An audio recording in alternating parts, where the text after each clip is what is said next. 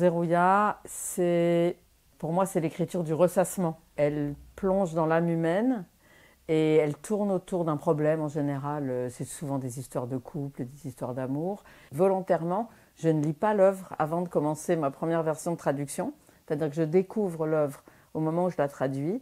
Et il y a toujours une surprise, mais une vraie surprise romanesque. Ce qui fait qu'il y a à la fois cette espèce de profondeur et d'insistance sur les pensées de ces personnages, mais en même temps, elle est capable de tirer un vrai fil narratif.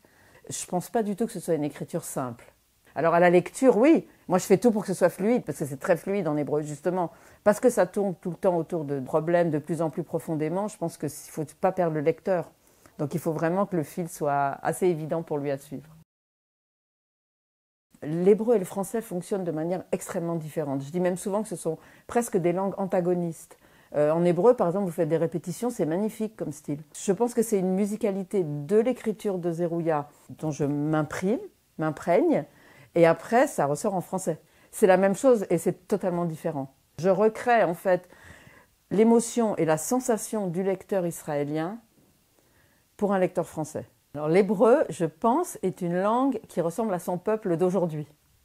Ou alors le peuple d'aujourd'hui qui ressemble à la langue, je ne sais pas. C'est une langue qui a été une langue archaïque, qui est une langue extrêmement efficace, qui va directement au point qu'elle veut aborder. Ça demande énormément d'interprétation. C'est une langue, pour moi, qui ne se donne pas pour un français, c'est-à-dire qu'il faut vraiment aller la chercher. Zerouïa parle à peine français. J'imagine qu'elle regarde quand même et j'espère qu'elle retrouve quelque chose quand même d'elle-même. Mais c'est vrai que c'est une grande question de confiance et je pense que plus il y a une confiance entre l'auteur et le traducteur, meilleur est le traducteur. Tout de suite, j'ai l'impression de rentrer chez moi un peu. C'est-à-dire que je la reconnais tout de suite. Et après, alors la vraie cuisine, c'est que je fais une première version qui est quasiment du petit nègre. C'est-à-dire que je traduis l'hébreu en français, mais presque en français-hébreu. Et ça me permet vraiment de m'imprégner de ce que Zerouïa a écrit. C'est-à-dire que je ne fais aucune interprétation. D'abord, il y a une difficulté de l'alphabet qui n'est pas le même. Pourquoi je dis que c'est une langue qui ne se donne pas? C'est-à-dire, c'est pas comme quand vous traduisez de l'anglais, de l'espagnol.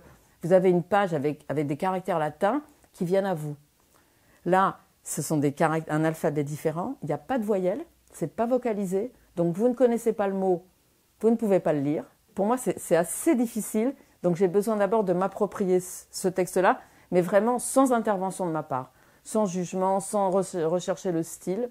Petit à petit, ma troisième version, c'est vraiment essayer d'en faire du français. Donc là, j'ai tout le temps l'hébreu à côté. Je traverse l'œuvre et j'ai vraiment l'impression que c'est au bout de la troisième fois, peut-être, ou de la quatrième fois que j'ai traversé toute l'œuvre, que je commence vraiment à comprendre.